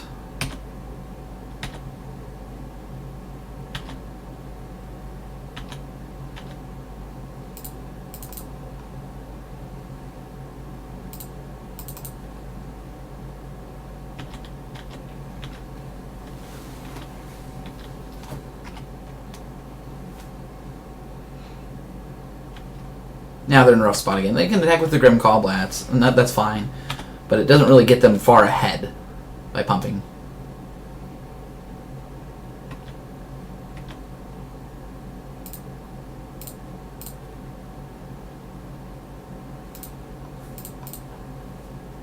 Alright, we're going to skip the attack this turn and then keep Pewter Golem tapped down from here on out. We could tap so it. you could attack with the Retriever. I'd rather have it to block. But if they attack, they're going to lose a bunch of creatures anyway. So they're not going to attack. So just attack with the Mirror Retriever. Yeah, just attack with the Mirror Retriever. They can't not take one. It's true. And so now we're doing one to them every turn, and they're doing one to us every turn. Yeah. And as long as before their combat, you tap down their Pewter Golem. They have 2 more cards than we do, and this is one of the things I don't like because we have a lot of low impact cards. So we gotta tap Pewter Golem. Relic Barrier's doing good work for us. Any equipment will put us in a good position, as will many other cards. I wouldn't have played that. Why? Well, so we're racing. So gaining 5 life might mean something. Now I want to draw a card. My cards are just good. I mean, that's what I'm saying. Like, that's why you just hold it. Yeah, but we have a lot of really good outs. And I'm more worried about them getting better board position than I am racing 1 for 1. More likely, this game will come down to somebody playing something relevant than it will be 1 damage against 1 damage. You know? Alright, go ahead and tap down there. At the beginning of main phase, or beginning of combat, so they can't use untapped sorceries. Go ahead, 6. Oh, they didn't attack. No, they haven't been attacking. Okay, so now you attack with everything, right? Because you have a tooth? Sure. Yeah, I don't. They think they get some free blocks? I'll keep back the Glaive Master. I'd like to keep that. Oh, I forgot about Clockwork Beetle. Oh, that sucks. Does it lose it immediately? At the end of combat. Oh, okay. That's fine. Alright, so now you trade that 2/2 for that mirror guy. They pay 1 life and kill one of your other creatures. Think that's worth it? Yeah. It's fine. I got Fleshcrasher off the board. Or I got them to discard an artifact. I don't think they have an artifact.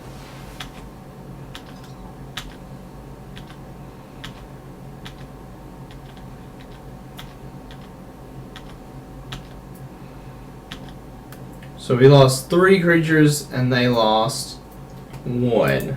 That's pretty sad. Yeah, but their 1 creature can do quite a bit of work. It can, like, I would have not played that Talisman of Dominance unless they have something really expensive that's really awesome, or a blue card that we haven't seen.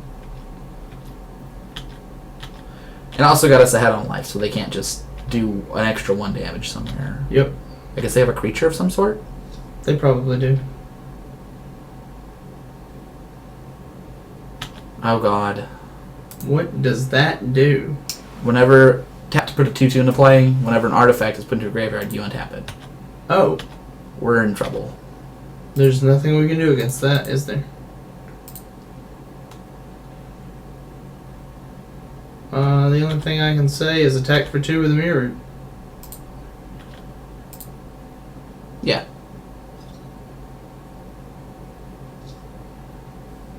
Now we just have to win quickly.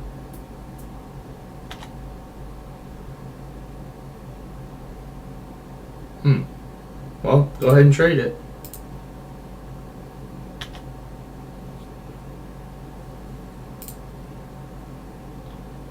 Let's get our golem. I guess so. And then play it for free? Mm-hmm. We still have outs. Our equipment's still good. What'll eventually happen, though... Oh, sorry. Here we go. Is we'll run out of creatures. And those aren't artifacts. Those are just 2/2 colorless creatures. Something Station will eventually just kill us. The good news is... Well, you're going to have 2 next turn. I mean, it's almost over. Like, this is an unbeatable card for the most part.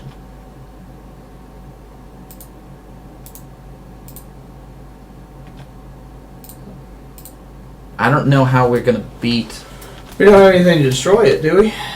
No.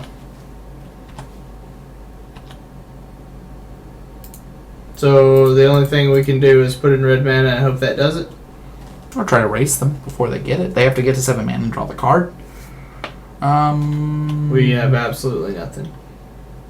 You are correct. Alright. This is a sad first game. Summoning Station's nearly unbeatable.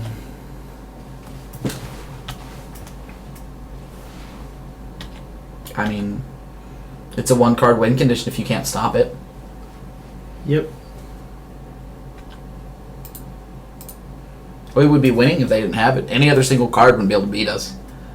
We could probably even win through a Pentivus, but we can't win through this. So this is the first game, right? Yeah. Yeah, let's see what else my opponent has. We got some good cards. Spike Shot Goblin's fine.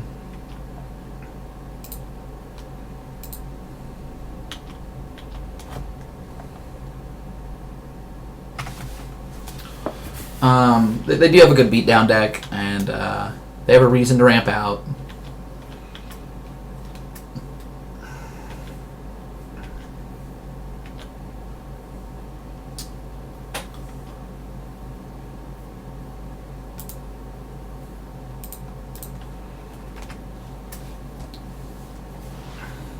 Trying to think if any particular card will make a difference.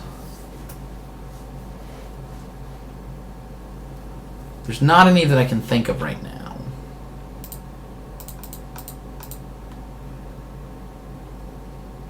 Well, so you can loop the Yep. spell bomb. And we are going to.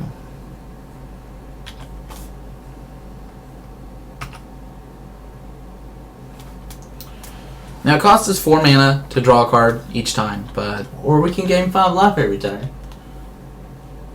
we definitely need to reach to answers. We don't have any inevitability. They had a terror. That's what I figured.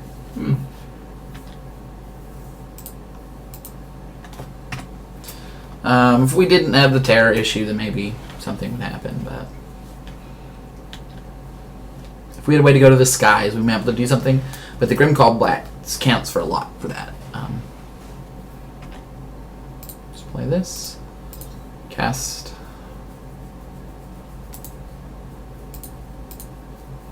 They get a 2/2 off of that. Wow.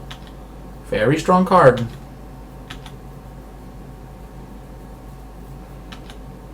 So they probably assume we're digging for a mountain, Probably. but we don't have one. They don't know that. And you don't think we should just concede? No, I want to see what's in their deck. What does conceding get me? I don't know. I guess it really doesn't save all that much time, so... I mean, we both have clocks. If I'm playing the clock, it plays me better not to have a bunch of triggers. That's true. I'm not trying to win through the clock specifically, but, you know. She'll take it if you get it, I guess. I mean, that's true, but I want to see more of their deck. And there's nothing in our deck that's spectacular. It's not like we have some bomb they can board for. Or they can board for a bunch of Razor Golems. Okay. So they might be misattacking here. I don't know that they're misattacking. Definitely don't kill the modular guy. Go ahead and send the Cathodian in front of one of them. It'll trade. No, in front of a 2/2. It was 1 damage. Oh. 4. So that's 8. 4, it's 10. Okay, that's lethal actually. Don't block that one. Don't block that one. Do not block I don't the- care. They only have 1 creature. I tap it down every turn. Okay. Like, I would rather them have to put their artifacts on the 1 creature they have than anything else. Okay. The downside of blocking this artifacts, they're going to make them their creature, but... What are we taking? 6, 7.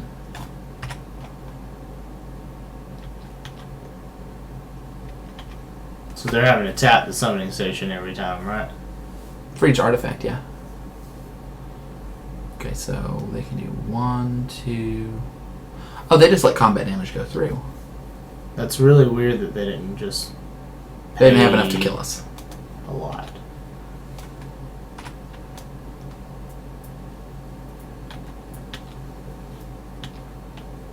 So it's over next turn, right? Yeah.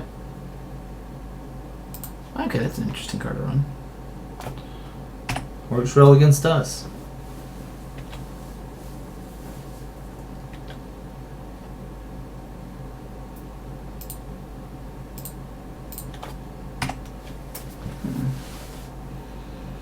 Alright, so that's a rough first game. We just have to outrace Summoning Station. That's a crazy good. Now they only have one. It does cost 7, and if you can get around it really early, it's not too bad. But you know, it's not particularly easy to play against either. All right, let's double check to make sure there's nothing I want to run against Summoning Station. Like the reason I don't want to red is there's only one card I care about. There's no blue cards that help.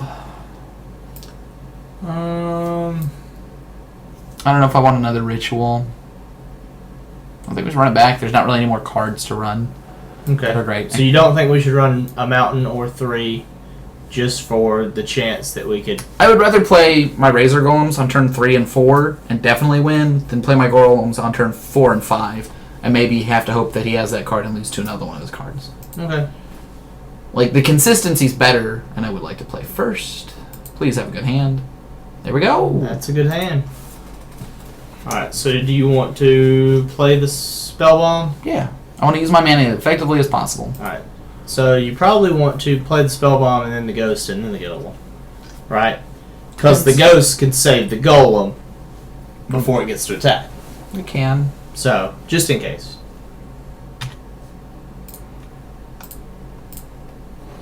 If they play a Grim Callblats, I don't want to play the Ghost.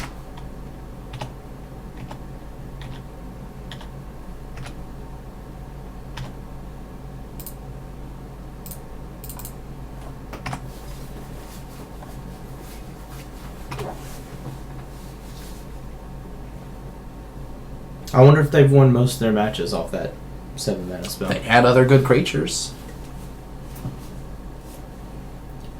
I'm sure they won plenty of matches. Every match they played it, they probably won unless their opponent had flying damage. Yeah, we don't have very much of that. No, the Ghost and one other card is only flying, so she's already ramping towards it. The good news is Don't forget to attack for 1. this is going to...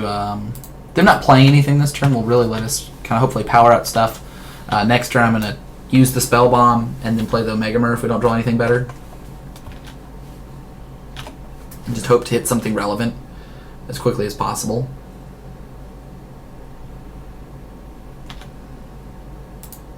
That is not relevant. Boom. You might as well play that after combat, right? Yeah, after combat's a good point. Don't attack with the Ghosts.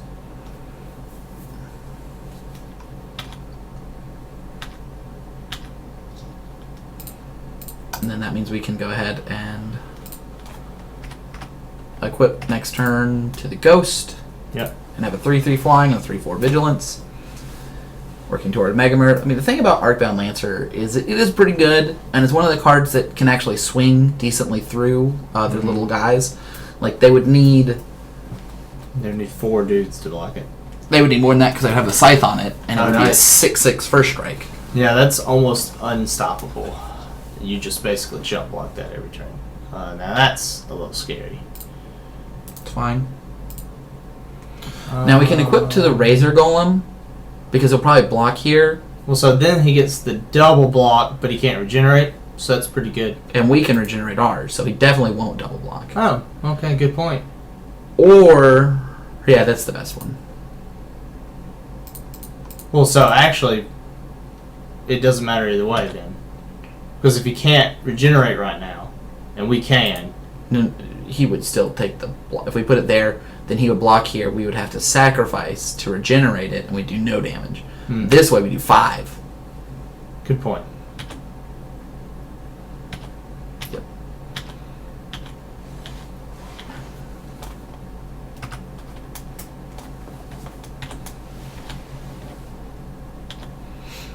And we can regenerate the Razor Golem, which is worth the Petron Ghost. Now it attacks through that, and then I'll play the Auroch Salvagers. Well, he can regenerate every turn. So he's got regenerate on his pewter golem. That's fine. So if he double blocks, he just regenerates one and we kill the flyer. Yep. And then after that, if he's just going to leave that up, then I can just move it. Or not. Or no, I wouldn't have the creature. But I can... But you can... Just attacking locks up 2 of his mana. And if I have attack lock up 2 of your mana... Grafted War Gear, that's powerful. If I had a way to unequip it, it would be really rough on them. So that might be worth blocking. Blocking. Oh, well, But I not figured he would attacking. attack. He would lose that race. So do we want to play the Scavengers? If we attack here, He just regenerates. he just regenerates, so it doesn't help. If you move that to the side to the Ghost, though, he can't block. He just takes 3. That's a good point. And then we still get to play the Omega Mirror. Yeah. If he has a terror, that's also fine. Yeah. I mean, there's nothing we can do about a terror. I'd rather play the terror on my ghost than my creature I'm about to play next turn. That's a good point.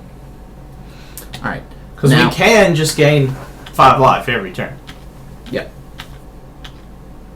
And it wouldn't be a bad play to do that. No, I would probably chump block with my Omega Mirror if he attacked with the 7/4. Oh, you definitely should jump block, yes. Well, if he attacks with this, then we can in a position where he attack for 6 this turn. And if we draw a land, we're also representing a 7. So when it deals damage, what does it do? Oh, it has to kill a creature to do something. Whenever a creature dealt damage by it dies, Okay. you get that card. And the next turn, if we draw a land, we'll have a 4/4, which can block the Pewter Golem permanently. And attack through the Pewter Golem. Yes. So that's impressive. And... Yep. And they haven't been hitting the land drops to get their pincher out. They only have 5 lands. Yep. And I don't know if they can particularly afford to play it either. That won't save them from our 3/3 flying. They can move the Grafted War Gear, but that's a sacrifice effect. Yep. So they should attack for 2, right? Oh, they're attacking with both of them. It's interesting. So I would go ahead and block. I'm definitely going to block, because I assume they have some sort of wrath effect. I don't know if there is one. I don't know. I don't think there is in black. Well, there's everybody attacks 2 creatures. Yeah, that would be a good reason not to block. Okay, so... So if you attack now with both creatures, they'll probably take the trade on the Pewter Golem. Do I want to take that trade? Yeah. So then you can play the Mirror Retriever. Get back it, yeah. Alright, so let's go for that block. Let's go with that attack. You could have also moved the Scythe and then just made them take it. That would have been a better play. They would have... They would have jump blocked then. Well, no, they would have taken it, and we would have gotten it back. No, they would have died if they would have taken it.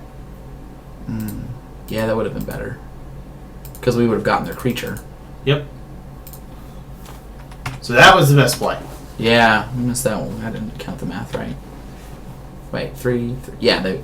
No, they would have only taken 3 more damage. They would have only taken 1, as opposed to They would have been 3. like... They wouldn't have... They would have... They would not have blocked. died. They would have not blocked? Yeah, because they would have only lost 3 more life. They'd be at 2. Okay. So they wouldn't have blocked. They might would have still blocked. Going to 2 is pretty dangerous. Yeah, I would have gone to 2. Yeah, us getting a 4/2 is just too strong. Like, that's... So now they can't attack, though, because we played the Retriever. Or they can play the Retriever. Or they can just eat the Retriever, and we can get back the Golem.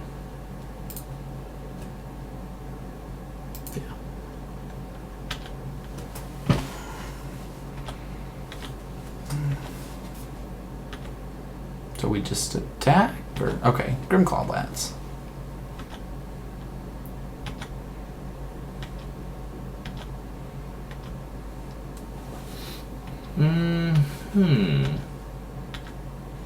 So they don't have enough to block the ghost. So do we attack with both? And they have to block one. Yeah, they could actually double block the one, but we're fine with that. Okay, so let's go ahead and attack with both. And then we'll tap out and play 2 more creatures that are must-answer threats.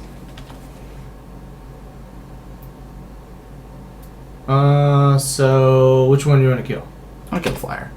Well, so they're at 5 life, so could go either way. Killing the flyer is fine. Wait. Oh, it's free. You get to cast both. Yeah. Yeah, casting free spells turns out to be real good. Yep.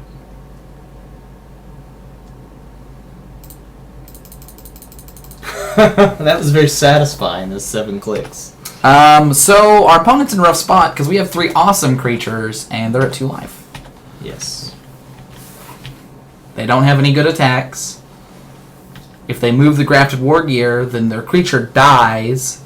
Yeah. And They could attack with it and then move the Grafted War Gear, but doesn't do that's anything. the same thing. We have so. first strike.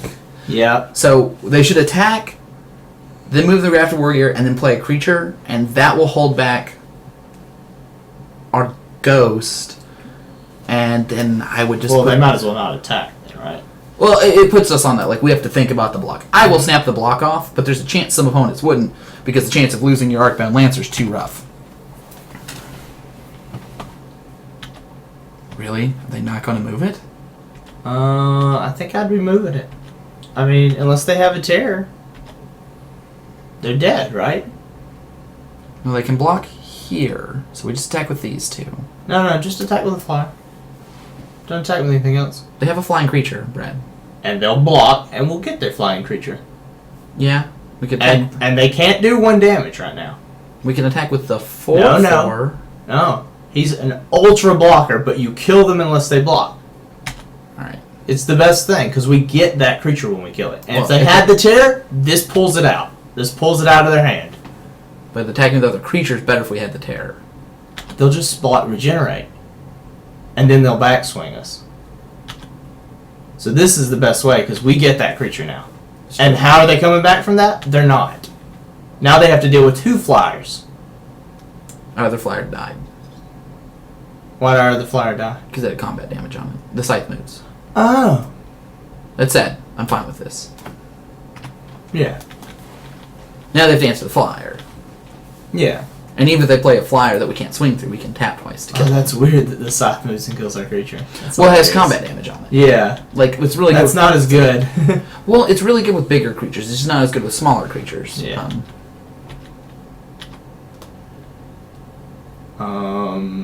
Yeah, I think you just snap that block off. I mean, if they kill it, then I have a 7/4 vigilance. So that Grafter War Gear is actually going on the Spike Shot Golem, Okay. but then you would just attack with all 3, right? Unfortunately, that doesn't even work, attacking with all 3, because block, shoot.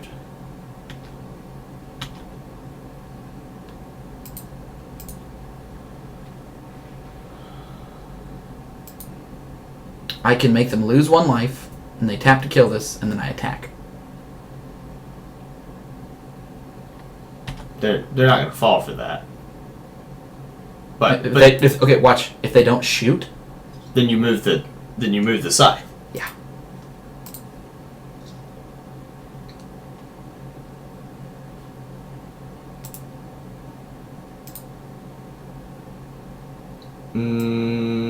Wait, don't put it on that. Why? Put it on. How many No. mana do you have? 1, 2, 3, 4. Not quite enough. Yeah, no, we put it on here. This makes us all the threats have to kill. He has to kill the flyer. That one can't attack. I'm not attacking this turn because he can block 1, block and shoot the other.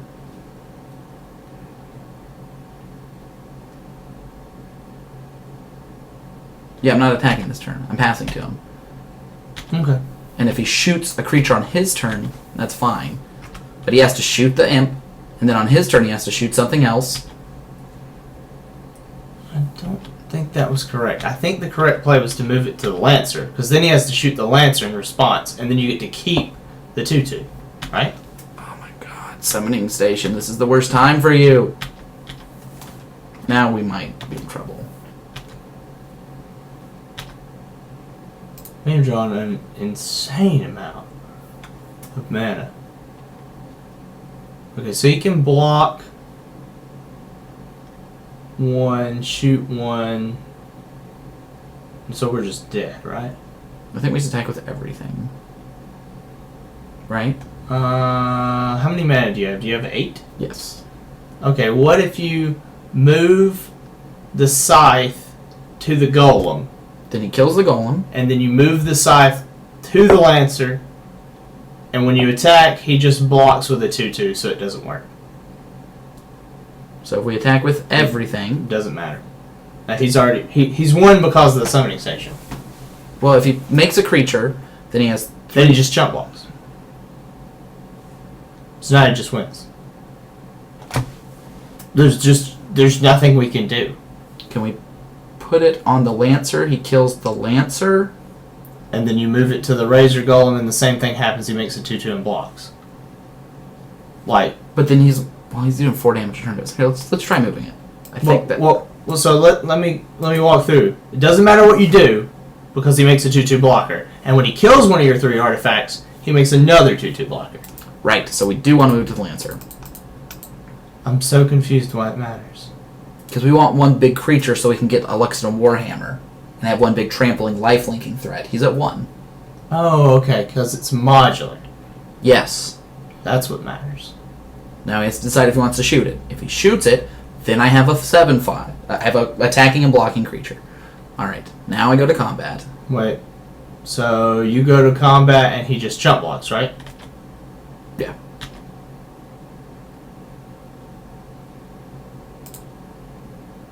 Yeah, that's fine. Forever. He chump blocks forever.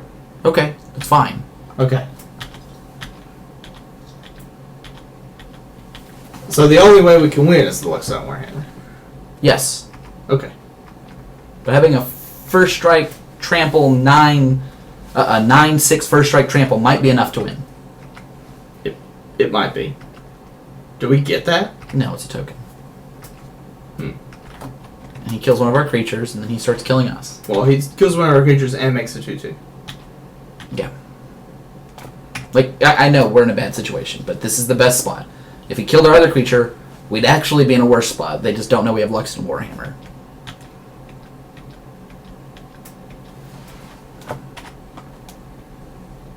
So yes, Summoning Station is a powerful card.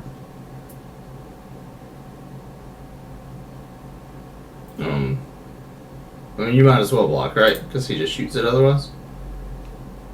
No. We don't block because it makes another 2/2. He's And- going to make one eventually. Well, he just shoots us for 4s. Oh, well, so he shoots us once and then untaps and shoots us again, so we're just dead. Probably. Man, that summoning station is rough.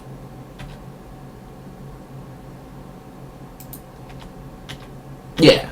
Yeah, Summoning Station's a top tier card if you can get it down. It's an unbeatable 7-drop. Unless you have flying. Like if we had a flying deck. This is the last game, so he got it. All he has to do is shoot us and then untap, shoot us again. Yeah.